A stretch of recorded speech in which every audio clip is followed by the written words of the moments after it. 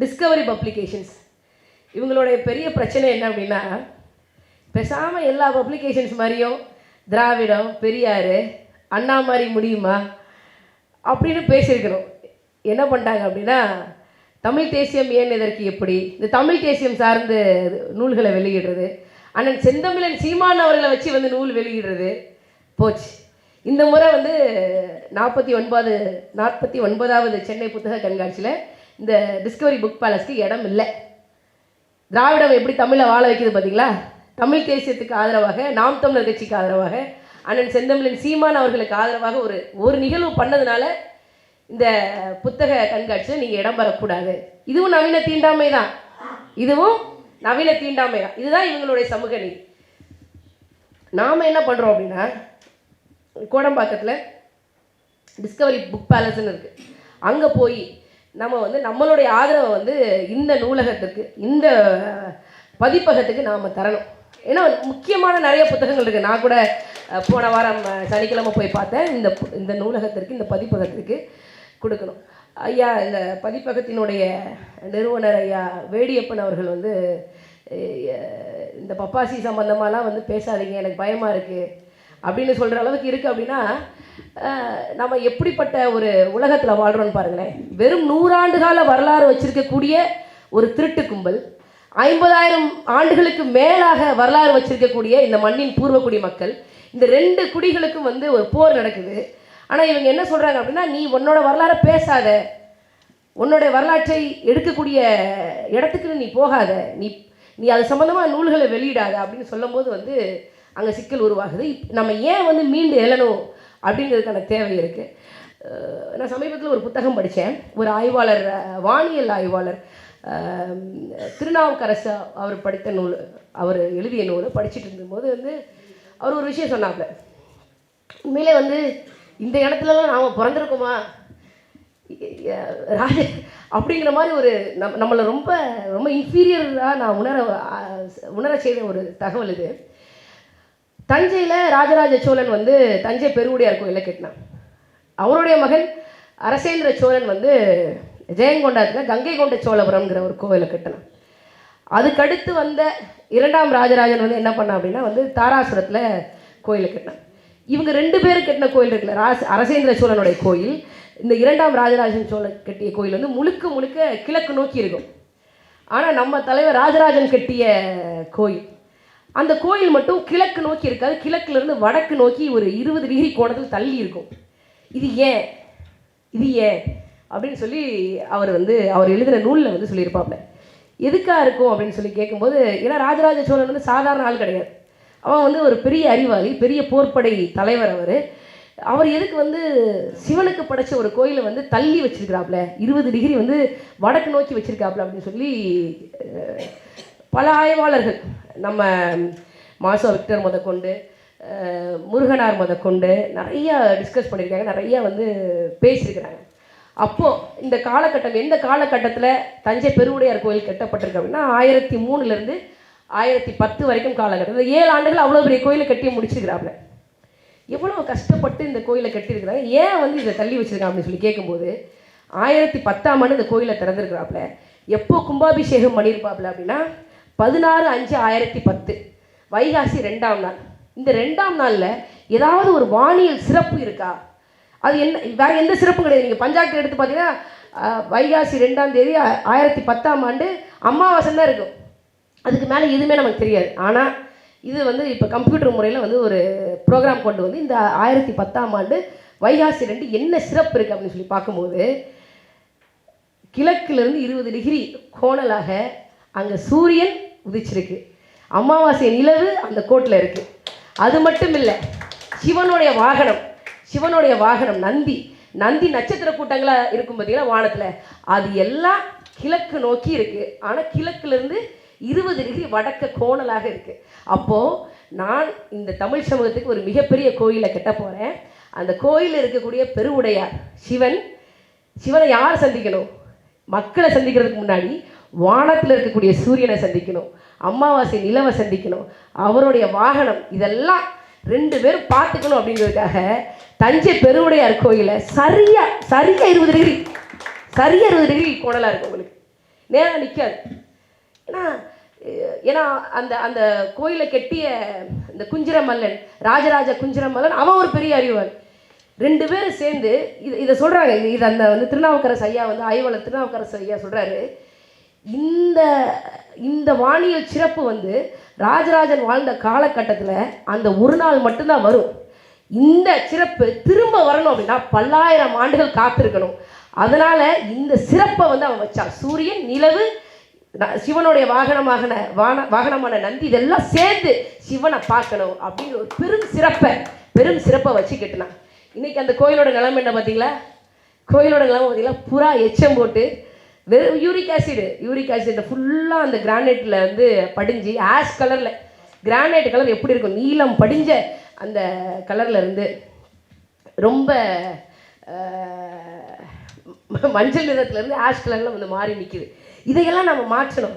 இதையெல்லாம் மாற்றினா என்ன நடக்குங்க அப்படின்னா, தமிழன் உண்மையிலே யார் அப்படிங்கிறதுக்கான ஒரு செய்தி வந்து மக்களுக்கு கடத்தப்படும். நீ யார் நீ எல்லாம் ராஜராஜ சோழனுடைய வம்சத்திலிருந்து வந்தவனா? நீனு அவ்வளோ பெரிய வானியல் அறிஞனாக இருக்கிறானே, அவ்வளோ பெரிய வானியல் அறிஞன் ராஜராஜ சோழனுடைய வழி வந்தவர்களா நீங்கள்? இன்றைக்கும் சொல்கிறேன், ராஜராஜ சோழனுடைய கோயிலில் முதல் மரியாதை பரிவட்டம் தமிழர்களுக்கு கிடையாது.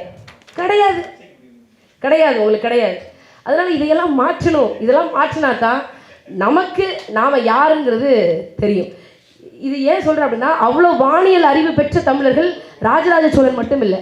உங்கள் எல்லாத்துக்கும் தெரியும், தமிழர்கள் என்ற சொல்லு தான் அந்நியம். திராவிடம் என்ற சொல் வந்து ரொம்ப பக்கத்தில் இருக்கும். நீங்கள் பார்த்தீங்க அப்படின்னா தமிழர்களுடைய வரலாறு வந்து சிந்து சமவெளியிலேருந்து ஆரம்பிக்குது அப்படின்னு சொல்லுவாங்க. சிந்து சமவெளி வந்து யாருடைய நாகரிகம்னு கேட்டிங்க அப்படின்னா திராவிட நாகரிகம் அப்படின்பாங்க. அங்கே காலம் இருக்கும், தமிழர்களுடைய பண்பாட்டு கூறுகள் இருக்கும், ஆனால் அது திராவிட நாகரிகம் அப்படின்னு சொல்லுவாங்க. இதெல்லாம் யார் சொல்கிறாங்க அப்படின்னா, ஒரு ஐஏஎஸ் படித்த ஒரு ஐஏஎஸ் அதிகாரி, ஓய்வு பெற்ற ஐஏஎஸ் அதிகாரி ஒரு புத்தகம் போட்டிருக்காரு, சிந்து சமவெளி நாகரிகம் திராவிட அடித்தளம் அப்படின்னு சொல்லி போட்டிருக்காங்க.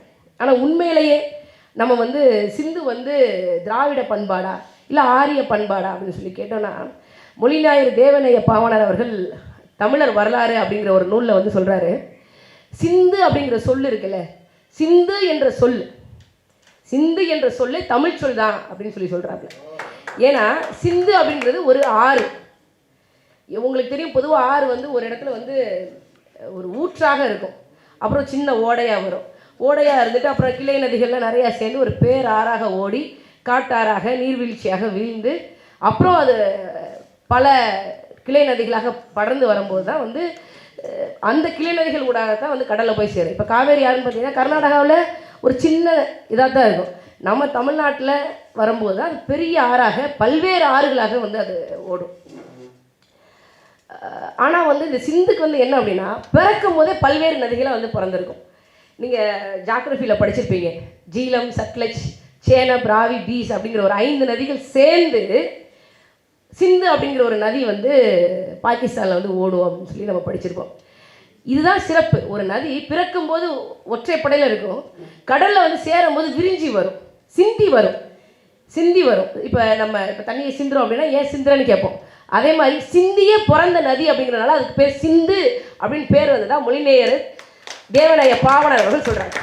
அப்போ சிந்து அப்படிங்கிற பேரே தமிழ் பேராக இருக்குது, தமிழில் வேர் சொல்ல கொண்டிருக்கு அப்படின்னா, அப்போ நீங்கள் சிந்து அப்படிங்கிற ஒரு நாகரிகத்தை திராவிட நாகரிகம் என்றோ ஆரிய நாகரிகம் என்றோ சொல்லக்கூடாது. இது சாதாரணமாக இப்போ நாம் தமிழர் கட்சியில் ஒரு பேச்சாளராக இருக்கக்கூடிய எனக்கே தெரியுது அப்படின்னா, ஒரு ஐஏஎஸ் அதிகாரி ஆர் பாலகிருஷ்ணங்கிறத ஒரு பேர், நீங்கள் திராவிடம்னு சொல்லி இப்போ அவரை நிறையா வந்து மு.க. ஸ்டாலின் அவர்கள் முன்னிறுத்துறதை பார்த்துருப்பீங்க. அவருக்கு இதெல்லாம் தெரியாதா? கட்டாயம் தெரிஞ்சிருக்கும். ஆனால் ஏன் இதை திராவிடம்னு பேசுகிறாங்க அப்படின்னா, தமிழனுக்கு எந்த விதமான வரலாற்று பெருமைகளும் இருக்கக்கூடாது, அவனுக்கு மொழி சார்ந்த பெருமை இருக்கக்கூடாது, அவன் பண்பாடு சார்ந்த பெருமைகள் இருக்கக்கூடாது, அவனுடைய இலக்கியம் சார்ந்தோ கலை சார்ந்தோ பெருமையே இருக்கக்கூடாது. இல்லை நீங்கள் யோசிச்சு பாருங்க, பூம்புகார் கீழே, நம்ம அழிஞ்ச பூம்புகார் கீழே இப்போ இருக்கக்கூடிய பூம்புகார் கடலை ஒட்டி பல கட்டிடங்கள் இருக்குது அப்படின்னு சொல்லி நாம சொல்லலை. இங்கிலீஷ்கார லண்டனை சேர்ந்த இங்கிலாண்டை சேர்ந்த கிரஹாம் ஹன்ஹாக் அப்படிங்கிற ஒரு ஆய்வாளர் வந்து சொல்கிறாப்புல, எப்போ 30 ஆண்டுகளுக்கு முன்னாடி சொல்லியிருக்காப்புல. ஆனால் இதுவரைக்கும் அது சார்ந்து எந்த ஆய்வையும் இந்த தமிழக அரசு நம்ம செய்யவே இல்லை. குமரிக்கண்டம் இருக்குது, சிலப்பதிகாரத்தில் சொல்கிறார், இளங்கோ அடிகள் சொல்கிறார். என்ன சொல்கிறாரு? பக்ருரி ஆற்றுடன் பன்மலை அடுக்கத்து குமரி கோடும் கொடுங்கடல் கொள்ள வடதிசை கங்கையும் இமயம் ஆண்டு தென் திசை ஆண்ட தென்னவன் வாலி. தென்பாண்டி நாட்டை ஆண்ட மன்னனுக்கு வடதிசை கங்கையும் இமயமும் எல்லையாக இருந்ததான். கீழே வந்து குமரி வரைக்கும் வந்து அவனுடைய எல்லையாக இருந்து பெரும் நாட்டை அவன் ஆண்டான். அவன் தான் தென் திசை ஆண்ட தென்னவன் வாலி அப்படின்னு சொல்லி இளங்கோ அடிகள் சொல்கிறார். அப்படின்னா இது இலக்கிய சான்று இருக்குது. இது வந்து ஃபிசிக்கல் எவிடன்ஸா நம்மளுடைய கோயில்களா ஏன் இல்லை அப்படின்னு நம்ம கேட்டோம்னா இருக்குது. அது செய்கிறதுக்கு இவங்களுக்கு மனசு இல்லை. என்ன தெரியுமா காரணம் சொல்லியிருக்காங்க? காசு இல்லை, என்கிட்ட ஃபண்ட் இல்லை அப்படின்னு சொல்லியிருக்கிறாங்க. இப்போ நமக்கு என்ன அப்படின்னா, உங்கள் அப்பாவுக்கு சமாதி கட்டுறதுக்கு காசு இருக்குது, அம்மையார் ஜெயலலிதா அவர்களுக்கு சமாதி கட்டுறதுக்கு காசு இருக்குது. தமிழர்களுடைய சான்றுகளை, வரலாற்று சான்றுகளை எடுப்பதற்கு இவர்களுக்கு காசு இல்லை. இதை தமிழர்கள் நாம் உணர்ந்து கொள்ளும். ஏன் இல்லை? வந்தால் என்ன ஆகும்? இப்போ பூம்புகாரில் அவ்வளோ பெரிய ஒரு துறைமுகம் இருக்குதுன்னு சொல்கிறாங்க, அவ்வளோ பெரிய ஒரு நகர கட்டிடங்கள் இருக்குது அப்படின்னு சொல்லி சொல்கிறாங்க. அதை எடுத்தால் என்ன ஆகும்? தமிழர்கள் திராவிடர்கள் இல்லை அப்படின்னு தமிழர்களுக்கு தெரிஞ்சிடும். இதுதான் காரணம். நான் ஜெர்மனியில் இருக்கும்போது லூட்விக்ஸ்பர்க் பேலஸ்ன்னு சொல்லி ஒரு அரண்மனைக்கு போயிருந்தேன். அந்த அரண்மனையில் மன்னர் தங்கக்கூடிய, மன்னர் இரவு உறங்கக்கூடிய ஒரு படுக்கை அறை வந்து காமிச்சாங்க. அந்த படுக்கை அறையில் இருக்கக்கூடிய திரைச்சீலைகள்லாம் எரிஞ்சிருச்சு. நான் அந்த கைடு கிட்ட வந்து கேட்குறேன், ஏங்க இதெல்லாம் எரிஞ்சிருச்சு, இதெல்லாம் வந்து மாற்றலாமே, பார்க்க வந்து ரொம்ப நல்லா இல்லை அப்படின்னு சொல்லி கேட்கும்போது, இல்லை நாங்கள் இதை வந்து மாற்ற மாட்டோம், இதுதான் எங்களுடைய வரலாறு. இந்த அரண்மனை வந்து ஒரு காலகட்டத்தில் தீ பிடிச்சிது. அந்த தீ பிடிச்சதன் விளைவாக இங்கே வந்து இந்த திரைச்சீலைகள் வந்து தீக்கு இரையானது. அது மட்டும் இல்லை, இந்த கிளாத் வந்து இப்போ கிடைக்காது. அதனால் அந்த வரலாறை நான் வரலாறாகவே அடுத்த மக்களுக்கு நான் கடத்தணும்னு நான் விருப்பப்படுறேன் அப்படின்னு அவங்க சொன்னது. இதெல்லாம் வந்து அப்போ நான் ஜெர்மனியில், இட்டாலியில், ஆஸ்திரியாவில் ஒவ்வொரு அரண்மனைகளுக்கும் போய் பார்க்கும்போது, ஏன்னா நம்ம தமிழ்நாட்டை சேர சோழ பாண்டிய மன்னர்கள் ஆண்டிருக்காங்க, நமக்கு ஒரு அரண்மனை கூட இல்லையே, இது நம்ம அரண்மனைன்னு சொல்கிறதுக்கு ஒன்று கூட இல்லையே, அரண்மனையை விடுங்க, அவன் போய் சண்டை போட்டிருப்பான்ல, சண்டை போடுறதுக்கு ஆயுதம் தயாரிச்சிருப்பான்ல, அந்த ஆயுதத்தை தயாரித்து கொல்லப்பட்ட கூடயே தமிழ்நாட்டில் இல்லாமல் போச்சு அப்படின்னு சொல்லி பல்வேறு நேரங்களில் வந்து நான் வருத்தப்பட்டிருக்கேன். ஆனால் வரலாறு யார்கிட்ட போய் சேரணும்னு இருக்குது பாருங்க. அது மட்டும் இல்லை, அவன் இந்த மேன்மையான வரலாறு, நல்ல வரலாறு மட்டும் இல்லை, அவன் யூதர்களை வந்து பாழ்படுத்தினா பார்த்தீங்களா, கொடுமைப்படுத்தினா பார்த்தீங்களா, ஹிட்லருடைய கான்சன்ட்ரேஷன் கேம்ப்னு சொல்லுவாங்க, வதை முகாம்கள். அந்த வதை முகாம்களை கூட அப்படியே பொத்தி பாதுகாத்து வச்சுருக்கான். என்னுடைய கருப்பு வரலாறும் அடுத்த தலைமுறைகளுக்கு நான் கடத்தணும் அப்படின்னு சொல்லி வச்சுருக்கேன். அந்த நோக்கு நம்மக்கிட்ட இருக்கா? வரலாற்றை பாதுகாக்கக்கூடிய அளவுக்கு தமிழ் மக்கள் இன்றைக்கி நாம் இருக்கோம் அப்படின்னு சொல்லி கேட்டோன்னா, அது நமக்கே அந்த கேள்விக்கான விடை தெரியும். நமக்கு அப்படி இல்லை. நாம் சொல்கிறோம், பல்வேறு இடங்களில் சொல்கிறோம். என்ன சொல்கிறோம்? நம்ம பெருமை மிகுந்தவர்கள், நம் மொழி பெருமை வாய்ந்தது அப்படின்னா வந்து அண்ணன் கலைஞம் அவர்கள் சொன்ன மாதிரி, நமக்கு எதிரிகள் வந்து பிற மொழியாளர்கள் இல்லை, நம்ம மொழியாளர்கள் ஒட்டுண்ணிகள் மாதிரி அங்கே இருக்கிறாங்க பார்த்தீங்களா, அவங்க தான் நமக்கு வந்து பெரும் எதிரிகளாக, பெரும் துரோகத்தை செய்யக்கூடியவர்களாக இருக்கிறாங்க. இப்போ நம்மளை பற்றி பேசுகிறவங்களாம் யாருன்னு பாருங்கள். அவங்களுக்கு ஸ்டாலின் என்றைக்குமே நம்மளை எதிர்த்து பேசவே மாட்டார். நம்ம ஆட்களை வச்சே தான் பேசிகிட்டு இருக்கிறாங்க. உங்களுக்கு தெரியும், தமிழர்கள் கடலில் வந்து வல்லவர்களாக இருந்தாங்க, கடல்சார் பயணங்களை ரொம்ப வல்லவர்களாக இருந்தாங்க. அப்படிங்கும்போது வந்து அதற்கு மிக முக்கிய காரணமாக இருந்தது வந்து கடல் ஆமைகளை பற்றி அவங்க தெரிஞ்சு வச்சுருந்தாங்க. கடல் ஆமைகள் எப்படி போகும், எங்கே போகும், அதனுடைய நடவடிக்கைகளை தெரிஞ்சு வச்சுருந்ததுனால தமிழர்களுக்கு கடல் பயணங்கள், கடல் கடந்து மற்ற நாடுகளை போய் பிடிக்க போகிற இந்த போர்லாம் வந்து ரொம்ப எளிதாக இருந்தது அப்படின்னு வந்து சொல்லுவாங்க. நம்ம இப்போ இருக்கிறது கூட வந்து பே ஆஃப் பெங்கால்னு சொல்லுவாங்க. இது பே ஆஃப் பெங்காலா சோழன் ஏரியா அப்படிங்கிற ஒரு கேள்வி இருக்கும். பெங்காலுக்கு இந்த ஏரிக்கு என்ன சம்மந்தம் இருக்குது? இவங்க சொல்லுவாங்க, ராஜேந்திர சோழனை பற்றி மோடி பேசுவார், ராஜராஜ சோழனை பற்றி வந்து பாஜக பிரமுகர்கள் பேசுவாங்க. ஆனால் இந்த பே ஆஃப் பெங்காலை சோழன் ஏரின்னு மாற்ற முடியாது. எந்த வங்காள மன்னன் இந்த கடலை கடந்து மற்ற நாட்டு கிழக்கு நாடுகளாக இருக்கக்கூடிய சிங்கப்பூருக்கு, மலேசியாவுக்கு, இந்த இந்தோனேஷியாவுக்கு போய் வேலை செஞ்சாங்க, போய் போர்ப்படை செஞ்சாங்க, போர் பிடிச்சி அவங்கள தன்னுடைய நாட்டின் கீழே, அதிகாரத்தின் கீழே, புலிக்கொடிக்கு கீழே அவங்கள யார் ஆண்டாங்க? இல்லை. எந்த வங்காளியும் இந்த கடலை கடந்து போய் போர்படுத்தி அங்கே இருக்கக்கூடிய மண்ணின் மைந்தர்களை வந்து திரை கட்டுற அளவுக்கு வந்து யாரும் செய்யலை. நாம தான் செஞ்சோம். இந்த வரலாறுலாம் உங்களுக்கு தெரியும். ஆனாலும் இந்த பே ஆஃப் பெங்கால் சோழன் ஏரியாக மாறாது. இந்த இந்த இந்த வரலாற்று பின்புலத்தோடு நம்ம இதை வந்து படிக்கணும். ஒரு சின்ன கோழிகள் கூட ஒரு ஒரு சேவல் வந்துச்சுன்னா பெட்டையோட இணைஞ்சிட்டு அது வாட்டுக்கு போயிடும். ஆனால் அந்த முட்டையிட்டு அதை அடகாத்து மட்டும் இல்லை, குஞ்சு பொறிச்சு அப்படியே ஈரமாக இருக்கும். அதை கழுகுக்கிட்டேருந்து காப்பாற்றுறது, அந்த கழுகுக்கிட்டேருந்து காப்பாற்றி தன்னுடைய என்ன சொல்கிறது ரெக்கைக்குள்ளே அப்படியே வச்சுக்கும். இதில் ஒரு சின்ன ஒரு நடந்த உண்மை இது. ஒரு காட்டில் வந்து காட்டு தீ பற்றிருச்சு. அப்போது ஒரு காட்டு கோழி வந்து முழுக்க எரிஞ்சிருச்சு. தீயணைப்பு வீரர்கள், அரசு அதிகாரிகள்லாம் வர்றாங்க. அந்த கோழியை பார்த்தோன்னே ஏதோ ஒன்று வித்தியாசமாக உணர்றாங்க. எரிஞ்சிருச்சு, ஆனால் அதுக்குள்ளே உயிர் இருக்கிறதா உணர்றாங்க. ஒரு பெரிய கம்பு எடுத்து வந்து அந்த கோழியை மட்டும் தட்டி விடுறாங்க. தட்டி விட்டால் அந்த கோழியோட ரெக்கைக்குள்ளே 10 கோழி குஞ்சு அப்படியே உயிரோடு இருக்குது. அந்த அரசு அதிகாரிகள் வந்து மெய்சிலிருந்து போயிட்டு ஒரு பேட்டி கொடுத்துருந்தாங்க. தான் இறந்தாலும் நான் ஈன்ற குஞ்சை வந்து பாதுகாக்கணும் அப்படிங்கிறதுக்காக அந்த காட்டு தீக்குள்ளே அதை அப்படியே காத்து தான் எரிஞ்சு போய் அந்த அடுத்த தலைமுறை பிள்ளைகளை வாழ வச்சது பாருங்க. இப்போ யோசிச்சு பாருங்க, என் பிள்ளை போனாலும் பரவாயில்ல, நடிகர் விஜய் பக்கத்தில் பார்க்குற ஒரு யோக்கியதையை எனக்கு வாங்கி கொடுத்துட்டான் அப்படிங்கிற ஒரு தாய்மார் எங்கே இருக்காங்க?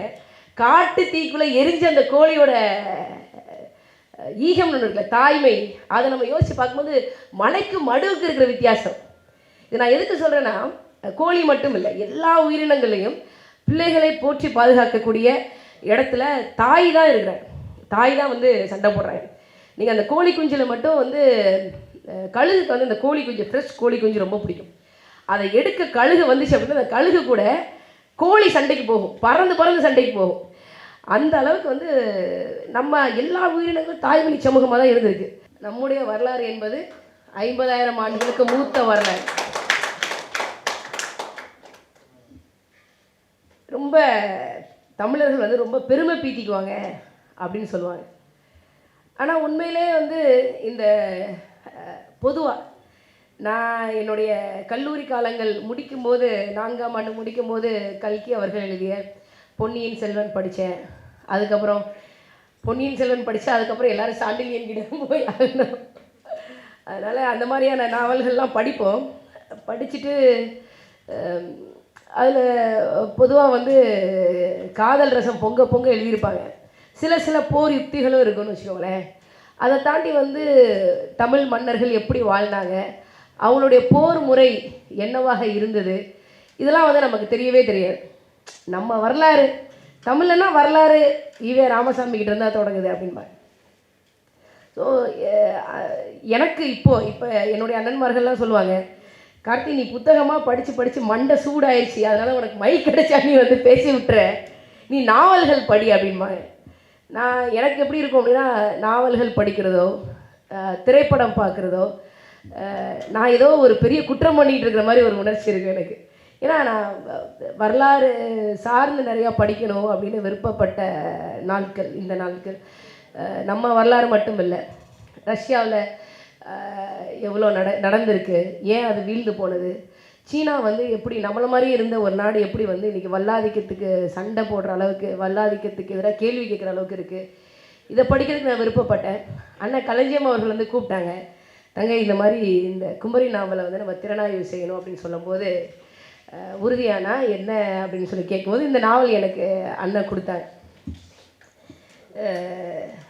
அப்போது இதை படிக்க ஆரம்பிக்கும் போது வந்து என்னுடைய நேரம் வந்து, ஏன்னா 50,000 ஆண்டுகளுக்கு முன்னாடி நம்ம எப்படி வாழ்ந்தோம் அப்படிங்கிறதுக்கான தரவுகளோ, நம்ம எந்த மாதிரியான உடையை உடுத்திருப்போம் அப்படிங்கிறதுக்கான தகவல்களோ, ஒரு பெண் எப்படி பூச்சூடியிருப்பா அப்படிங்கிற தகவல் கூட நமக்கு இருக்காது. ஒரு லிட்ரரி எவிடன்ஸ் கூட நமக்கு கிடையாது. இலக்கிய சான்று எதுவுமே இல்லாமல் நம்ம இதை எப்படி எழுதியிருப்பாங்க அப்படிங்கிற ஒரு பேராவலோடு தான் படித்தேன். அந்த வகையில் திரைப்பட இயக்குனர் எப்படி வந்து நாவல் எழுதுவாங்க, அவங்க அடுத்தடுத்து பெரிய பெரிய படம் பண்ணணும், காசு பண்ணணும்னு தான் நினைப்பாங்க. ஆனால் உண்மையிலே அண்ணன் வா. கீரா அவர்களுக்கு என்னுடைய நன்றிகள். தமிழ் சமூகம் அவங்களுக்கு என்றைக்குமே நன்றி கடன் பட்டிருக்கு.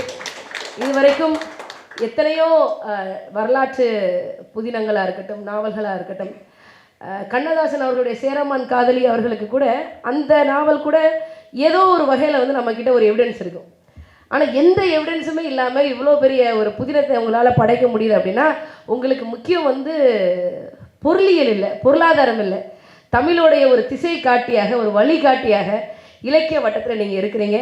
உண்மையிலேயே தமிழ் சமூகம் தன்னுடைய ஆதி காலத்தில் நாம் எப்படி இருந்திருப்போம் அப்படிங்கிறதுக்கான தரவுகளோடு இந்த புதினம் இருக்குது. அண்ணன் வாக்கீரா அவர்களுக்கு ஒட்டுமொத்த தமிழ் சமூகம் சார்பாகவும் நான் நன்றியை தெரிவித்துக் கொள்கின்றேன்.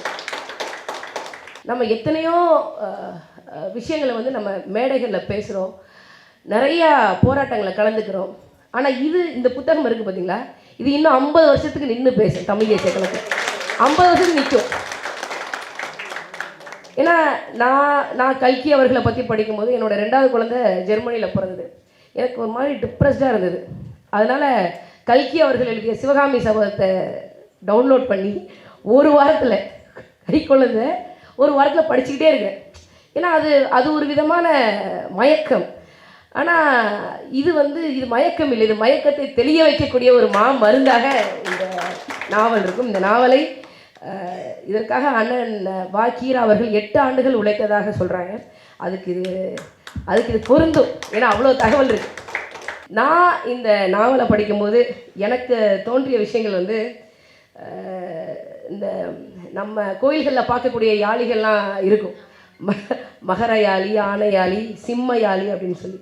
அதில் எல்லாத்தையும் விட ரொம்ப திமிர் பிடிச்ச யாழி அப்படின்னா அது சிம்ம யாழி தான். ஆமாம், அந்த சிம்ம யாழியை அடக்கிறது வந்து யாராக இருக்கும் அப்படின்னு சொல்லி. இதில் வந்து முழுக்க பார்த்திங்க அப்படின்னா பெண்களை சார்ந்து தான் நிறைய எழுதியிருப்பாப்புல. அதனால் வந்து இது வந்து நம்ம ஆண்களுக்கு வந்து இது எப்படி சகிச்சுக்குவாங்க அப்படிங்கிறது. பரிணாம வளர்ச்சியில் கடைசி அந்த உலகத்தில் தோன்றிய உயிரினம் எது அப்படின்னா நம்ம மனுஷன் தான். அப்போ மனுஷன் மட்டும் தாய் வழி சமூகத்துலேருந்து மாறி வந்திருப்பானா? இல்லை, அவனும் தாய் வழி சமூகத்துக்குள்ளே தான் இருந்திருக்கான். அதுக்கு தான் இந்த நூல் வந்து இது வந்து கதை மாந்தர்கள், கதாபாத்திரங்கள், ராஜபாட். இந்த நூலுடைய ராஜபாட்டுலாம் யாரும் இல்லை. இந்த நூலில் எல்லாமே ராணி பாட்டு தான். ராஜபாட்டே கிடையாது, ராணி பாட்டு தான். ஏன்னா வந்து இது எப்படி வந்து நம்ம தாய் வழி சமூகமாக இருந்தோம் அப்படிங்கிறதுக்கான கேள்விக்கு ஆமாம், ஒரு உயிர் பரிணாமம் அடைஞ்சு வருது அப்படின்னா இது அப்படி தான் இருந்திருக்கணும், வேறு வழியே இல்லை.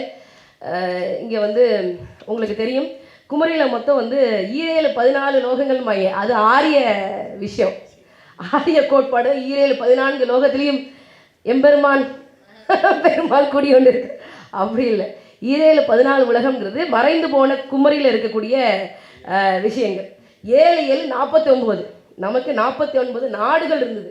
ஒவ்வொரு நாட்டையும் அவன் வந்து உலகமாக கொண்டு வந்தான். அந்த நாடுகள் வந்து 7 தெங்க நாடு, 7 மதுரை நாடு, 7 குணக்கரை நாடு, 7 முன்பாலை நாடு, 7 பின்பாலை நாடு, 7 குறும்பனை நாடு. இந்த குறும்பனை நாட்டை ஒட்டி தான் இந்த நாவல் வந்து போகுது. அந்த குறும்பனை நாட்டினுடைய தலைநகராக பிரம்பூர் இருக்குது. அந்த பிரம்பூரில் தான் இந்த நாவலுடைய காலகட்டம். பிரம்பூரில் வந்து கொற்றவை வழிபாடு வந்து நடக்குது. அதில் மிக குறிப்பாக நாம் என்ன பார்க்குறோம் அப்படின்னா, இந்த எல்லா நாடுகளுக்கும் வந்து தலைவரே கிடையாது, தலைவி தான். தலைவி தான் அவங்க. சரி, அப்போ அவங்க கணவர்லாம் என்ன பண்ணுவாங்க அப்படின்னா அவங்களும் அறிவாளி தான். ஏன்னா நீங்கள் ஒரு அறிவாளி பெண்ணை கல்யாணம் பண்ணணும் அப்படின்னா அந்த பெண்ணை எப்படியாவது உங்களுக்கு ஓகே சொல்ல நீங்கள் அறிவாளியாக தான் இருக்கணும். அந்த வகையில் வந்து இந்த 7 குறும்பனை நாட்டினுடைய தலைவியாக அஞ்சாவணி இருக்காங்க. அஞ்சாவணிக்கு வந்து தென்னன் ரொம்ப பிடிக்குது, அவர் ரொம்ப பெரிய அறிவாளியாக இருக்கிறாங்க. அது மட்டும் இல்லை, அஞ்சாவணிக்கு மொத்தம் 17 குழந்தைகள் இருக்காங்க. அதில் வந்து கடைசியாக பிறக்கிறத இருவாஞ்சி அப்படிங்கிற இந்த பெண்ணு தான் இருவாஞ்சி. இவ தான் வந்து என்ன பண்ணுவோம் அப்படின்னா, இவளுக்கு வந்து அழகு அப்படிங்கிற ஒரு நாய் பற்றி நம்ம கேள்விப்பட்டிருப்போம். அது நம்ம இப்போ நம்மக்கிட்ட இல்லை, ரொம்ப குறைந்த எண்ணிக்கையில் தான் இருக்குது. அதுவும் அந்த நாய் பற்றியான விவரங்கள் தெரிஞ்சவங்க தான் அதை வளர்க்குறாங்க. ஸோ அந்த அலங்கு வந்து செவலை அப்படின்னு சொல்லி வளர்க்குறா. அந்த செவலையோட இவ வந்து அவளுக்கு பிடிச்ச ஆள் செம்பன் அப்படின்னு சொல்லி, அந்த செம்பனுக்காக என்ன பண்ணுறா அப்படின்னா வந்து எஜமான் படத்தில் வந்து ரஜினிகாந்த் மீனாக்கு பிடிக்குதுன்னு பட்டம் வச்சு பிடிக்க போகிற மாதிரி இதில் இருவாஞ்சி வந்து என்ன பண்ணுவாங்க அப்படின்னா செம்பனுக்கு பிடிக்குது அப்படின்னு சொல்லி செவலையோட சிம்மையாளி வேட்டைக்கு போவாங்க. இந்த சிம்மையாளி வந்து அப்போ இருந்த காலகட்டத்தில் எப்படி வந்து பெரிய பெரிய மிருகங்கள் வந்து ஏன் அழிஞ்சுது, டைனோசர் ஏன் அழிஞ்சுது, பெரிய பெரிய யானைகள் வந்து ஏன் அழிஞ்சுது அப்படிங்கிறதுக்கான காரணம் என்ன அப்படின்னா, கோழி வந்து முட்டை வச்சு அடகாக்கிற 27 நாட்களில் வந்து அடகாத்து குஞ்சு போயிச்சிடும்.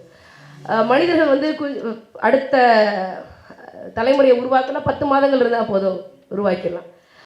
பெரிய பெரிய யானைகளுக்கு பெரிய பெரிய யாளிகளுக்கு என்ன சிக்கல்னா, அவங்க இணை செய்கிறதே பெரிய விஷயம். அதுக்கப்புறம் அவங்க அடகாக்குறது, குட்டியை வந்து தன் வயிற்றில் சுமக்கிறது, அதுக்கு பல ஆண்டுகள் ஆகும். அதுக்கப்புறம் தான் ஒரு குட்டியவே அவங்களால போட முடியும். அதனால் வந்து என்ன ஆகுது அப்படின்னா, இந்த மாதிரியான பெரிய பெரிய மிருகங்கள் வந்து அழிந்ததுக்கான காரணம் என்ன அப்படின்னா, இந்த கால நேரம் வந்து ரொம்ப அதிகமாக இருக்கிற ஒரு கால நேரம். அதில் எல்லாத்துக்கும் வந்து பயப்படும் வகையில் இருந்தது வந்து இந்த சிம்மையாளி தான். முன்னாடி காலத்தில் வந்து நம்ம கடியலூர் உத்திரங்கண்ணனார் சொன்ன மாதிரி நீரின் வந்த நிமிர்வரி புறவியெல்லாம் பாடுவார். நமக்கு குதிரை கிடையாது, குதிரை நம்ம நாட்டு மிருகம் கிடையாது. நீரின் வந்த நிமிர்வரி புறவின்னா அரேபிய நாடுலேருந்து வந்த ஒரு விலங்கினம் தான் குதிரை. அந்த குதிரையை நம்ம ஆட்கள் பழக்கினாங்க. குதிரையை நம்ம ஆட்கள் பழக்கி அதை வந்து போர்ப்படையில் 4 வகை போர்ப்படையில் அது ஒரு போர்ப்படையாக கொண்டு வந்தாங்க. ஆனால் இந்த ஒரு 50,000 ஆண்டுகளுக்கு மூத்த இந்த காலகட்டத்தில் குமரி கண்டத்தில் நாம் எதை வந்து வாகனங்களாக பயன்படுத்தணும் அப்படின்னா வந்து மகரயாளி, ஆனையாளி, இந்த மாதிரியான மிருகங்கள் வந்து பயன்படுத்தணும். அதில் சிக்காத ஒன்று அப்படின்னா அந்த சிம்மையாளி தான். இந்த சிம்மையாளியை வந்து வேட்டையாடுவதற்காக அஞ்சாவண்டியோடைய மகள் இருவாஞ்சி அவர்கள் வந்து போகிறாங்க. இந்த விஷயங்கள்லாம் நடக்குது. அப்போது வந்து அவனுடைய என்ன சொல்கிறது, அவங்களுக்கு திருமணம் ஆகலை, ஒரு காதலன்னு வச்சுக்கோங்களேன். செம்பனும் கூட சேர்ந்து போகிறான். செம்பனும் சாதாரண ஆள் இல்லை. அவனும் இவங்க 2 பேரும் சேர்ந்து இந்த சிம்மையாளியை, கூட்டத்தில் போகிற சிம்மையாளியை அவங்களுக்கு ஏற்ற மாதிரி வந்து கொண்டு வராங்க. இது வரைக்கும் அந்த இனக்கூட்டத்தில் சிம்மையாளியை வந்து கொன்று பிடிச்சவங்க தான் இருக்கிறாங்க. இந்த இருவாஞ்சிங்கிற ஒரு பெண்ணு மட்டும் தான் முதல்ல சிம்மையாளியை உயிரோட கொண்டு வரான். அதனால் அவள் வந்து ஒரு சிறப்பு மிக்க ஒரு ஆளாக இருக்கிறான்.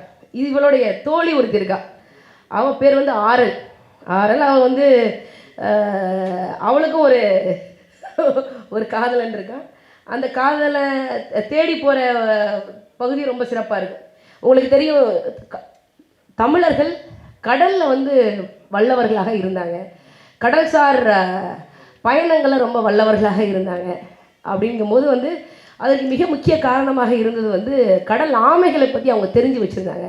கடல் ஆமைகள் எப்படி போகும், எங்கே போகும், அதனுடைய நடவடிக்கைகளை தெரிஞ்சு வச்சுருந்ததுனால தமிழர்களுக்கு கடல் பயணங்கள், கடல் கடந்து மற்ற நாடுகளை போய் பிடிக்க போகிற இந்த போர்லாம் வந்து ரொம்ப எளிதாக இருந்தது அப்படின்னு வந்து சொல்லுவாங்க. நம்ம இப்போ இருக்கிறது கூட வந்து பே ஆஃப் பெங்கால்னு சொல்லுவாங்க. இது பே ஆஃப் பெங்காலா சோழன் ஏரியா அப்படிங்கிற ஒரு கேள்வி இருக்கும். பெங்காலுக்கு இந்த ஏரிக்கு என்ன சம்மந்தம் இருக்குது? இவங்க சொல்லுவாங்க ராஜேந்திர சோழனை பற்றி மோடி பேசுவார், ராஜராஜ சோழனை பற்றி வந்து பாஜக பிரமுகர்கள் பேசுவாங்க. ஆனால் இந்த பே ஆஃப் பெங்காலை சோழன் ஏரின்னு மாற்ற முடியுமா? முடியாது. எந்த வங்காள மன்னன் இந்த கடலை கடந்து மற்ற நாட்டு கிழக்கு நாடுகளாக இருக்கக்கூடிய சிங்கப்பூருக்கு, மலேசியாவுக்கு, இந்த இந்தோனேஷியாவுக்கு போய் வேலை செஞ்சாங்க, போய் போர்ப்படை செஞ்சாங்க, போர் பிடிச்சி அவங்கள தன்னுடைய நாட்டின் கீழே, அதிகாரத்தின் கீழே, புலிக்கொடிக்கு கீழே அவங்கள யார் ஆண்டாங்க? இல்லை. எந்த வங்காளியும் இந்த கடலை கடந்து போய் போர்படுத்தி அங்கே இருக்கக்கூடிய மண்ணின் மைந்தர்களை வந்து திரை கட்டுற அளவுக்கு வந்து யாரும் செய்யலை. நாம தான் செஞ்சோம். இந்த வரலாறுலாம் அவங்களுக்கு தெரியும். ஆனாலும் இந்த பே ஆஃப் பெங்கால் சோழன் ஏரியாக மாறாது. இந்த வரலாற்று பின்புலத்தோடு நம்ம இதை வந்து படிக்கணும். படித்தா தான் என்ன ஆகும், இந்த ஆரல்ங்கிற பெண்ணு அவளுடைய பெட் அனிமல், நம்ம இன்னைக்கு வந்து நாய் பூனை வளர்க்குற மாதிரி வந்து அவள் வந்து ஆமையை வந்து பெட் அனிமலாக வளர்க்குறா. அந்த ஆமை பேர் உருவன். அந்த ஆமை வந்து ஒரு தீவுக்கு வந்து கூட்டிகிட்டு போகுது. அந்த தீவில் தான் அவளுடைய காதலனை வந்து சந்திக்கிறான், இளநாகன் அப்படின்னு சொல்லி. அது ஒரு நாக நாடுன்னு வச்சுக்கோங்களேன். முழுக்க நாகங்களாக இருக்கக்கூடிய, பல்வேறு விதமான நாகங்கள் இருக்கக்கூடிய நாடு இது, தீவு இது. அங்கெல்லாம் போய் பார்க்குறா. அப்போ வந்து உங்களுக்கு தெரியும், தமிழர்கள் வந்து ஒரே காலகட்டத்தில் அழிக்கப்பட்டவர்கள், பல்வேறு காலகட்டங்களில் வந்து ஆழி பேரலையினால் அழிக்கப்பட்டவர்கள். அதில் முதல் பெருக்கடலில் வந்து என்ன ஆயிருக்கு அப்படின்னா வந்து ஆழி பேரலையில் 2ஆக பிரிஞ்சுட்டாங்க. அந்த 2ஆக பிரிஞ்சவங்க தான் நாகநாட்டில் இருக்கக்கூடிய மக்கள், அரப்பர் நாட்டில் இருக்கக்கூடிய மக்கள். அவங்க 2 பேர்த்துக்குமே சண்டை வருது. அந்த சண்டையெல்லாம் எப்படி நடந்திருக்கும்? அப்படிங்கிற அப்படிங்கிற விஷயம் வந்து ரொம்ப நல்லா இருக்கும் இதில். ஏன் நல்லா இருக்கும் அப்படின்னா வந்து இப்போ என்ன வந்து AK-47 இருக்குமா, AK-74 இருக்குமா, இல்லை பீரங்கி இருக்குமா, பிரம்மோஸ் ஏவுகணை இருக்குமா, எதுவுமே இருக்காது. எல்லாமே இப்போ அந்த பெரிய பெரிய யானைகளுடைய தந்தத்தை வந்து ஈட்டியாக செய்கிறது, கல்லை வந்து ஈட்டியாக செய்கிறது, கூர்மைப்படுத்துறது, உடனே சாகணும் அப்படின்னா வந்து பச்சிலையை வந்து விஷமாக வந்து ஈட்டியில் சாகடிச்சு கொள்வது, இந்த மாதிரியான விஷயங்கள்லாம் ஆரம்ப காலகட்டத்தில் மனிதன் தோன்றிய காலகட்டத்தில் வந்து ஆயுதமாக இருந்திருக்கும். இதில் என்ன, இது வந்து போர் மட்டும்தான் இந்த நாவலில் இருக்கா அப்படின்னா போர் மட்டும் இல்லை. தமிழை எப்படி வளர்த்தாங்க, தமிழ் மொழிக்காக என்னென்னலாம் வந்து அங்கே உள்ளது செஞ்சாங்க அப்படின்னு சொல்லும்போது வந்து அந்த தமிழி அப்படிங்கிற, இப்போ நம்ம எல்லாருமே சொல்லுவோம் அந்த தமிழ் எழுத்துக்கள்லாம் இது வந்து பிராமி எழுத்துக்கள்லாம் இது தமிழ் எழுத்துக்கள்னு சொல்லுங்க அப்படின்னு சொல்லி வந்து ஐயா அவர்கள் வந்து நமக்கு சொல்கிறாங்க. அந்த மாந்தரையே தமிழியாக தான் சொல்லியிருக்கிறாங்க.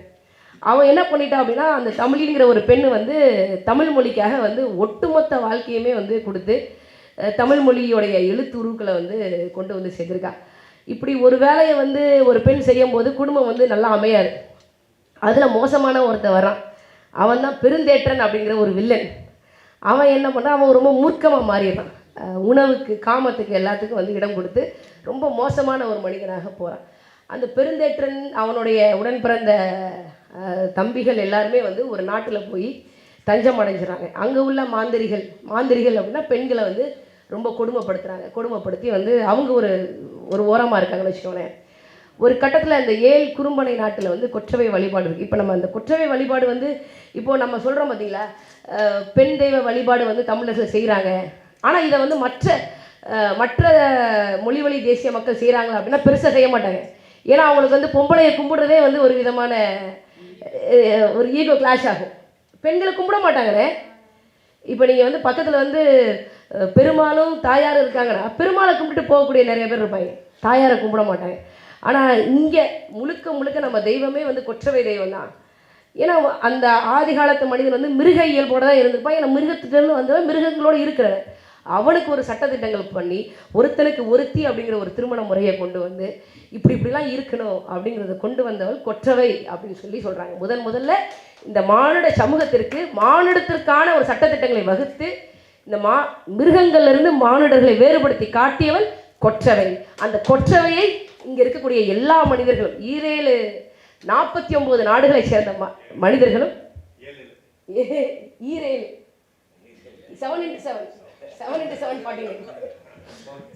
49 நாடுகளை சேர்ந்த மாந்தர்களும் எல்லாரும் சேர்ந்து இந்த கொற்றவையை வந்து 7 ஸ்கொயர்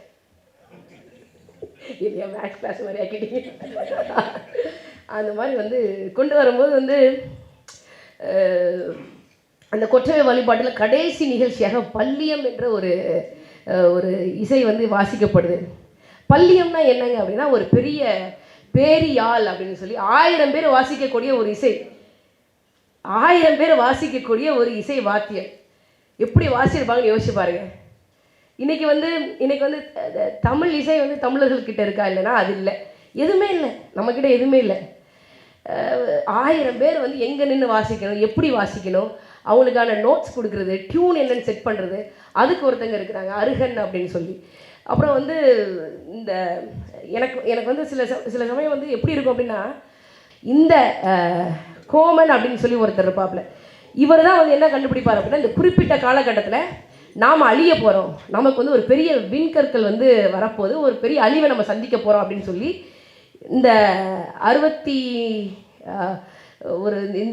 இந்த குமரிக்கண்டத்தில் இருக்கக்கூடிய எல்லா நாடுகளுக்கும் ஒரு தாய்க்கிழமை இருக்கிற மாதிரி ஒரு பெண் இருப்பாங்க.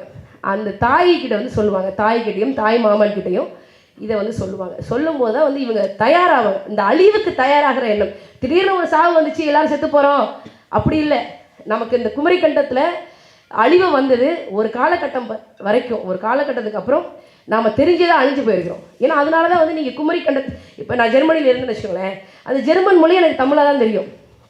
தி எக்கேன்னு வாங்க, எதை முக்கு, நம்ம முக்கு ஜெர்மனியில் எக்கே அப்படின்னு இருக்கும். பானை இருக்குல்ல, நம்ம பானை ஜெர்மன் மொழியில் பீஃபானேன்னு சொல்லுவாங்க. ரத்த கலரை வந்து ரோட் அப்படின்னு சொல்லுவாங்க. நம்ம நம்ம தமிழ் மொழி உலகத்தின் எல்லா மொழிகளுக்கும் தாய்மொழியாக இருந்தது காரணம் என்ன அப்படின்னா, இவன் அழிய போகிறான் பார்த்தீங்களா, அழிய போகிறத அந்த கோமனுங்கிறவன் முன்னாடியே சொல்லிடுவான்.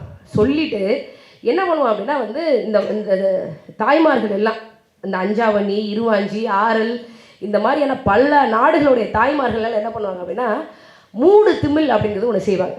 அந்த கப்பல் வந்து 1000 நபர்கள் வந்து அந்த கப்பலுக்குள்ளே வந்து தங்கணும். ஆனால் அது மூடி இருக்கணும். அதுக்குள்ளே வந்து தண்ணி உள்ளே போகக்கூடாது. ஆனால் அந்த மக்கள் சுவாசிக்கணும். ஓரளவு எல்லாம் சரியாயிருச்சு அப்படின்னா அந்த மூடு திமிலை திறந்து அந்த மாந்தர்கள் வந்து வெளியே போகணும். ஸோ அந்த மாதிரியான ஒரு விஷயங்களை வந்து செய்வாங்க. இதில் என்ன அப்படின்னா வந்து ஒரு ஒரு ஒரு கட்டத்தில் வந்து இந்த குமரிக்கண்டத்து மாந்தர்கள் வந்து மரத்தை வெட்ட மாட்டாங்களாம். எப்போ அந்த மரத்தில் ஒரு குறைந்தபட்ச பச்சையம் கூட இல்லாமல் முழுசு அந்த தூர் முழுக்க வந்து பச்சையமே இல்லாமல் போகுதோ அப்போ தான் குமரிக்கண்டத்து மாந்தர்கள் மரங்களை வெட்டுவார்கள். இனிமேல் அந்த மரம் வாழ்வதற்கு தகுதியற்ற ஒரு சூழ்நிலை இருக்கும் பார்த்தீங்களா, அப்போ தான் இவர்கள் மரத்தையே வெட்டுவார்கள் அப்படின்னு சொல்லி போட்டிருக்கிறாங்க. அந்த மரங்களை வைத்து முதல்ல என்ன பண்ணாங்க அப்படின்னா, அறிவு சமூகமாக இருக்கக்கூடிய மக்களை எல்லாம் வந்து வெளியேற்றினாங்க. இந்த ஆழிப்பேரலை வர்றதுக்கு முன்னாடி, ஒரு அழிவு வர்றதுக்கு முன்னாடி அறிவு சமூகத்தை வெளியே கடத்திடணும். நீங்கள் பார்த்தீங்க அப்படின்னா மெக்சிகனில் இருக்கக்கூடிய மாயன் கல்ச்சர் வந்து தமிழ் கல்ச்சர் மாதிரியே இருக்கும்.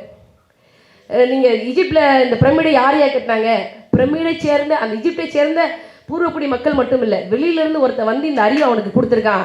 அதனால தான் ஈஜிப்தியர்களால் எகிப்து என்ற ஒரு மிகப்பெரிய விஷயங்களை வந்து கட்ட முடியுது அப்படிங்கிற விஷயங்கள் இருக்குது. எல்லா இடத்துலையும் வந்து தமிழர்களுடைய பண்பாட்டு கூறியல் இருப்பதற்கான காரணம் என்ன அப்படின்னா, இப்போ நம்ம கிறிஸ்துவத்தில் கூட ஒரு கதை வரும். நோவா வந்து கப்பலில் வந்தார். ஒரு உயிரினங்கள் ஒரு பறவையில் ஒரு ஆண் பெண் இணையை வந்து கப்பலை கூப்பிட்டு அனுப்பிச்சாங்க.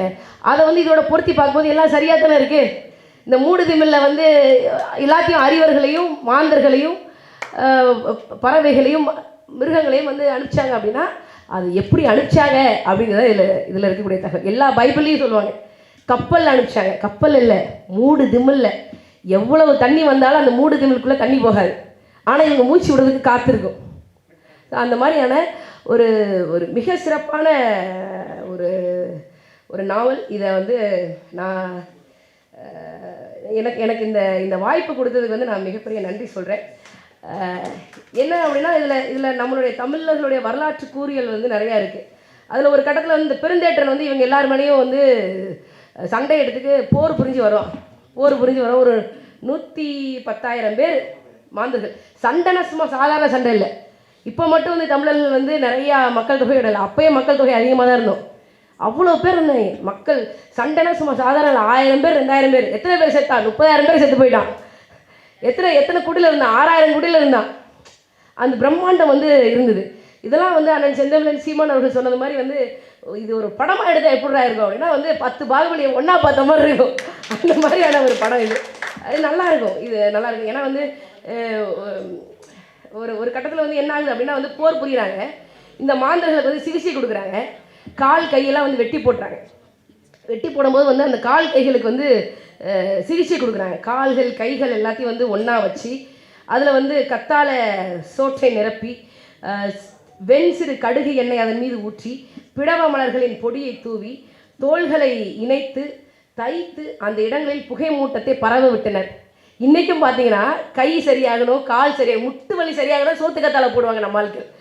அது வந்து இது பார்க்கும்போது வந்து எல்லாரும் இந்த நாவலோட தொடர்பு கொள்ளக்கூடிய அளவில் ஒரு பாயிண்ட் வந்து இருக்குன்னு வச்சுக்கோங்களேன். அந்த அளவுக்கு வந்து மருத்துவ அறிவில் நம்ம தமிழர்கள் வந்து சிறந்து இருந்தாங்க.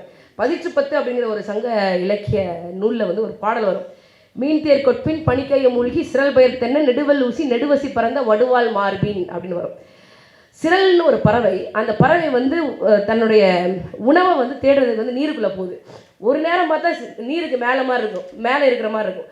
அடுத்த நேரம் பார்த்தீங்க அப்படின்னா சிரல் பறவை வந்து நீருக்குள்ளே போய் வந்து உணவை எடுத்துகிட்டு வரும். இது எப்படி இருக்குது அப்படின்னா, நெடுவசி பறந்த வடுவாள் மார்பில் வந்து போர்க்களத்தில் காயம்பட்ட ஒருத்தனுடைய காயத்தை வந்து ஊசி வச்சு தப்பாங்களாம். அப்படி இருக்குது சிரல் பறவை வந்து தன்னுடைய உணவை தேடுவது அப்படின்னு சொல்லி 10 நூலில் இருக்கும். ஆனால் உண்மையிலே பாருங்களேன், இந்த சூச்சஸ் ஒரு வெள்ளைக்காரனுக்கு வந்து ஸ்டிச்சஸ் போட தெரியாது. காயம் வந்துச்சுன்னா அவ்வளோதான், அந்த காயத்தினாலே அவன் சாக வேண்டியதான். முதல்ல வெள்ளைக்காரன் நம்ம கிட்ட இருந்து கொள்ளையடிச்சது என்ன அப்படின்னா, அந்த ஒரு புண்ணு ஏற்பட்டுரும், அந்த புண்ணை கிழிச்சு மருந்தை உள்ளே வச்சு தைச்சா அந்த புண்ணு ஆறிடும். ஆனால் தைக்கிற தொழில்நுட்பத்தை முதல்ல உலகத்துக்கு கொடுத்தவன் தமிழன். இந்த டெக்னிக்கை முதல்ல உலகத்துக்கு கொடுத்தவன் தமிழன் தான். இன்றைக்கி அந்த தமிழன் மருத்துவம் படிக்க முடியல, நீட்டு தேர்வு எழுதி தான் ஆகணும்னு சொல்கிறாங்க. இதெல்லாம் மாற்றணும்னு விரும்புகிறோம், அதெல்லாம் மாற்றணும்னு விரும்புகிறோம். அதுக்கு நீங்கள் இலக்கியம் சார்ந்து இந்த மாதிரியான நூல்களை வந்து படிங்க. ரொம்ப நல்ல நூல் இது. என்னுடைய விருப்பம் என்ன அப்படின்னா வந்து இது வந்து பல்வேறு இடங்களுக்கு வந்து போகணும், இளைய தலைமுறை பிள்ளைகள் வந்து படிக்கணும். இப்போ அப்பாமார்கள் அம்மாமார்கள் வந்து என்னதான் வந்து இலக்கியம் படித்தாலும் அந்த குழந்தைக்கு வந்து அது புரிகிற அளவுக்கு வந்து அதை கடத்தணும். நம்ம இப்படிலாம் இருந்தோம்டா, அஞ்சாவணின்னு ஒருத்தி இருந்தா, அவளுக்கு கணவன் தென்னன் அப்படின்னு ஒருத்தர் இருந்திருப்பான், இதை விட பிரம்மாண்டமாக கூட இருந்திருப்பான். ஆனால் நம்மளால் இவ்வளோ இதை நம்ம கடத்தணும். ஆரல்ங்கிற ஒருத்தர் இருந்தான், அவனுக்கு அண்ணன் திருக்கையன்னு ஒருத்தர் இருந்தான். மீன்களை சார்ந்து நம்ம நிறையா பேசணும், நிறையா வந்து ஆய்வுகள் செஞ்சோம். இந்த மாதிரியான விஷயங்கள் வந்து பண்ணும்போது தான் வந்து எல்லாமே இலக்கிய சான்று தான் இருக்குது. இப்போ நமக்கு மட்டும் அதிகாரம் கிடச்சிச்சு, குமரி முனைக்கு கீழே வந்து ஒரு கடலாய்வு பண்ண மாட்டோமா, அகழ்வாராய்ச்சி பண்ணி உலகத்துக்கே வந்து முதல் மாந்தன் தமிழன் தான் அப்படிங்கிற ஆராய்ச்சியோட அறிவியலோட சேர்த்து சொல்லுவோம். ஆனால் இவங்க செய்ய மாட்டாங்க, இது செய்ய மாட்டாங்க. அதனால் வந்து நம்ம சங்ககால இலக்கியங்கள் சொல்கிற மாதிரி, வாடா அது பனிபடு நெடுவரைக்கும் நெடுவரை வடக்கும், தேனா அது உருகெழு குமரியின் தெற்கும், குணா அது கரை பொறு தொடு கடற்குணக்கும், குடா அது தொன்று முதிர் பௌவத்தின் குடக்கும். குணா அப்படின்னா வந்து கிழக்கு திசை, குட அப்படின்னாலே மேற்கு தான், குடகுமலைனாலே வந்து அது மேற்கு தான். ஸோ பனி படர்ந்த இமயம் வரைக்கும் வந்து வடதிசையினோட எல்லையாக இருந்திருக்கு, குமரி வரைக்கும் வந்து நமக்கு வந்து தென் திசையினோட எல்லையாக இருந்திருக்கு. இரண்டு பக்கம் கடல்களை சூழ்ந்திருக்கு, மலைகளை சூழ்ந்திருக்கு. இதெல்லாம் வந்து கடத்துங்க, இதை கடத்த வேண்டிய பொறுப்பும் கடமையும் நம்ம எல்லாத்துக்குமே இருக்குது. நிறையா வாங்குங்க, நிறையா படிங்க. அண்ணன் கூட சொன்னாங்க, அவனுடைய அந்த திராவிடத்துக்கு எதிராக ஒருத்தன் வந்தால் கூட வந்து அவன் வந்து போர் சூழலுக்கு வந்து போயிடுறான், போர் புரிகிற மோடுக்கு போயிடுறான். ஏன்னா அவனுக்கு வரலாறே அதுதான். இவன் ஈவே ராமசாமி சொன்னால் ஏன் தெரியுமா நம்மளை திட்டுறாங்க? அதுக்கு ஒன்று தான், அவனுக்கு இருக்கிற ஒரே பெரியாரே வந்து ஈவே ராமசாமி தான். அதனால் அது அழிஞ்சுன்னு வச்சுக்கோங்களேன், திராவிடம் ஒட்டுமொத்தமாக போயிடுச்சு. ஆனால் நமக்கு அப்படி இல்லை. நாம் என்ன சொல்கிறோம், 1938 இந்திய எதிர்ப்பு மாநாடு நடந்துச்சியா சென்னை கடற்கரையில், அதுக்கு தலைமை தாங்கியது ஒரு தமிழ் பாப்பான், நாவலர் சோமசுந்தர பாரதிங்கிற ஒரு பாப்பான். அந்த மாநாட்டில் பேச 10 பேர் கூப்பிட்டாங்க. அந்த 10 பேர் நீ ஒரு ஆள், யார்? ஈவே ராமசாமி ஒரு ஆள். இதான் ஓ வரலாறு. இவன் என்ன பண்ணுறது தெரியுமா, ஒட்டுமொத்த மாநாட்டோட முழக்கத்தை பெரியார் தான் சொல்லிட்டு நான் கூட நம்பியிருக்கேங்க. சே, பெரியார் தான் தமிழ்நாடு தமிழருக்கே பேசியிருக்காரா, இதுக்கு எப்படி டெஃபெண்ட் பண்ணுறதுன்னு பார்த்துக்கிட்டு இருந்தால் கடைசியில் பார்த்தா இந்த மாநாடை பற்றி ஃபுல் டீட்டெயில் இருக்குது. 10ல் ஒருத்தர் நீ வரவேற்புரையிலே சொல்லிட்டான். கரந்தை தமிழ் சங்கத்தின் தலைவர் உமா மகேஸ்வரன் சொல்கிறாரு, தமிழ்நாடு தமிழருக்கேன்னு மாநாட்டு வரவேற்புரையிலே பாடியிருக்காப்ப. அதனால் நம்ம வரலாறை மீட்டெடுக்கணும். அவர் ரொம்ப கஷ்டப்பட்டு 600 ஆண்டுகால விஜயநகர பேரரசின் ஆட்சியை தமிழ்நாட்டில் நிலைநிறுத்துறதுக்கு இந்த வேலைகளை செஞ்சுட்டு இருக்காங்க. அதில் வந்து நாம் தமிழர் கட்சி வேற இல்லை, டிஸ்கவரி புக் பேலஸ் வேலை இல்லை, அண்ணன் கீரா அவர்கள் வேற இல்லை, குமரி நாவல் வேற இல்லை. எல்லாமே தமிழர்களுக்கான சொத்து தான். இந்த சொத்தை பாதுகாக்கணும். அவன் 600 ஆண்டுகால விஜயநகர அரசின் ஆட்சி நிலைநிறுத்தத்திற்கு இந்த வேலையை செய்கிறான். நம்ம என்ன பண்ணுறோம், 50,000 ஆண்டுகளுக்கு மூத்த அன்னை தமிழை தாய்நிலமான தமிழ்நாட்டில் மீண்டும் அரியணையில் ஏற்றிட மாட்டோமா அப்படின்னு போராடும். அது பாருங்க, இயற்கை நமக்கு எவ்வளோ வழிகாட்டுதுன்னு பாருங்க. அடுத்த மாதம் பிப்ரவரி 21 உலக தாய்மொழிகளின் நாள். உலக தாய்மொழிகளின் நாள்லேயே உலகத்தில் இருக்கக்கூடிய அத்தனை பேர் தாய்மொழிகளுடைய தாய்மொழியாக இருக்கக்கூடிய அன்னை தமிழை அதனுடைய தாய் நிலமாக இருக்கக்கூடிய தமிழ்நாட்டில் அரியணை ஏற்றுவதற்கு நாம் தமிழர் கட்சி மாற்றத்தை விரும்பும் மக்களின் மாநாடு அப்படின்னு ஒரு மாநாடு போகும். இயற்கை இங்கே கொண்டு வந்து சேர்த்துருக்கு பாருங்க. நம்ம உண்மை நேர்மையாக இருப்போம், நம்ம தமிழுக்காக இருப்போம், தமிழர்களுக்காக இருப்போம். இந்த நூலை வாங்கி படிங்க. இயற்கையை நம்மளை வந்து எல்லா விதத்துலையும் இருந்து பாதுகாக்கும். நன்றி, வணக்கம். இந்த நாவலை எழுதி தமிழ் சமூகத்திற்கு, அறிவு சமூகத்திற்கு வழிகாட்டிய அண்ணன் திரைப்பட இயக்குனர் கீரா அவர்களுக்கு நன்றியையும் வாழ்த்துக்களையும் தெரிவித்துக் கொள்கின்றேன். நான் உண்மையிலே ரொம்ப மிரண்டது என்னென்னா, சாட்டை இலக்கியபூர்வமாக இவ்வளோ உறுதியாக பேசுவாரா அப்படிங்கிறது தான் மிகப்பெரிய எனக்கு ஒரு பயம் இருந்தது. ஏன்னா நாவல்களை பொறுத்த வரைக்கும் அதை தொட்டு பேசுவதற்கு வந்து தனியாக அது இலக்கிய பரீட்சை மட்டுமே இயங்கி கொண்டிருக்கிற ஒரு குழுக்களால் தான் முடியும் அப்படின்னு. ஒரு மனுஷந்தில் பேசும்போது எனக்கு எந்த ஆச்சரியமும் இல்லை. ஏன்னா அவர் முழுக்க முழுக்க எப்போவுமே இலக்கியம் சார்ந்து தொடர்ச்சியான உரையாடலை நடத்திக்கிட்டு இருப்பார். நான் நிறைய அவரை வாசிக்கிறேன்.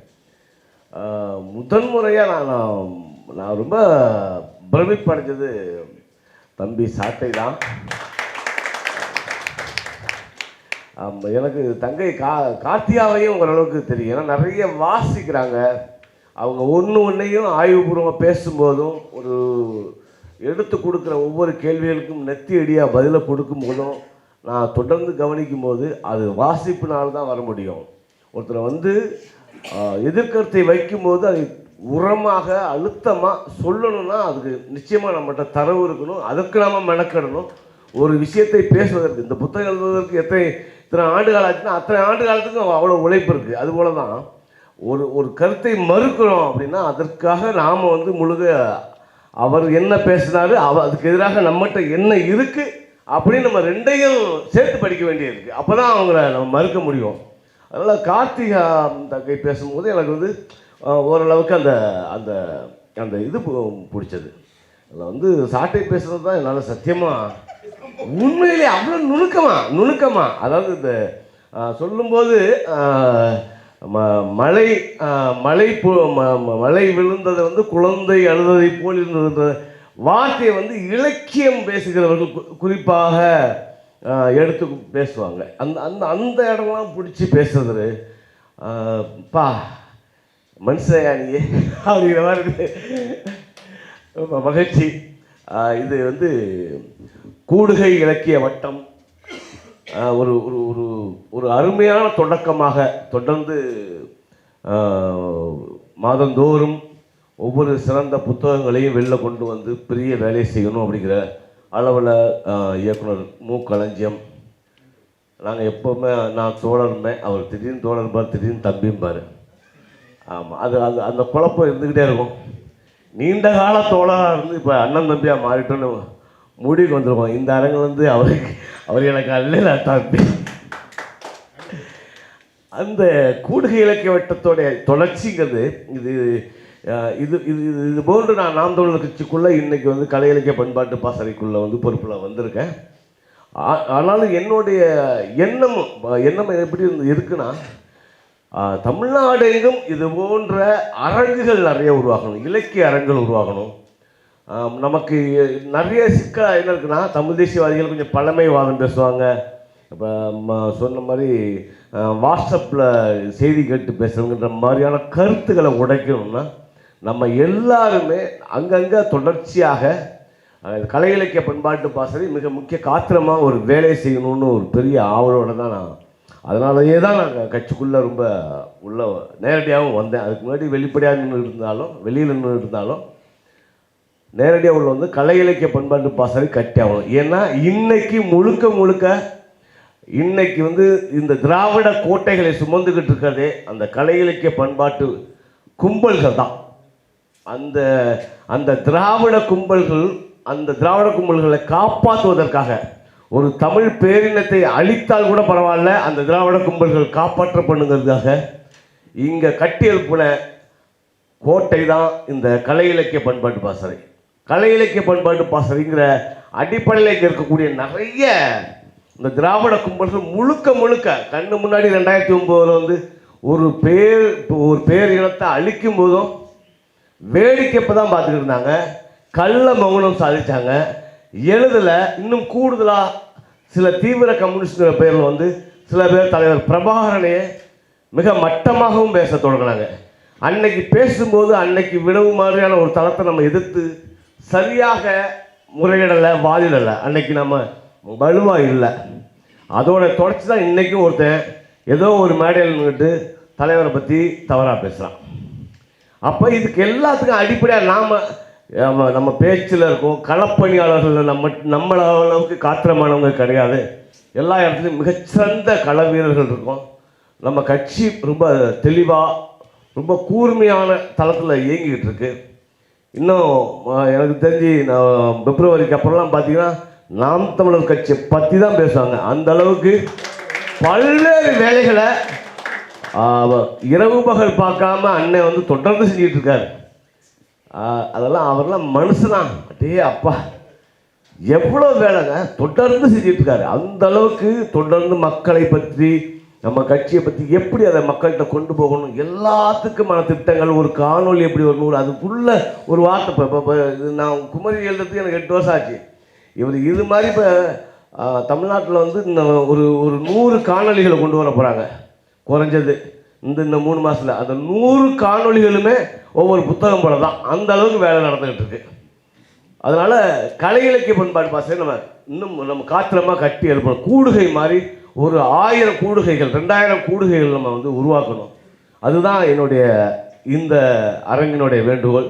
ஏன்னா பேசுனது எல்லாமே ரொம்ப உச்சமாக இவங்க பேசியிருக்கிறதுனால அதை குறித்து நான் திரும்ப எதுவும் பேசி உங்கள் நேரத்தை வந்து போக்க விரும்பலை. ரொம்ப மகிழ்ச்சி. இது நிறைவாக இந்த கூட்டம் வந்திருந்த ஊடகவியலாளர் எல்லாருக்கும் என்னுடைய நன்றியும் கூடுதலான நன்றி தோழர் முத்துப்பாண்டிக்கும் அண்ணன் மு. களஞ்சியம் அவர்களுக்கும் நன்றி.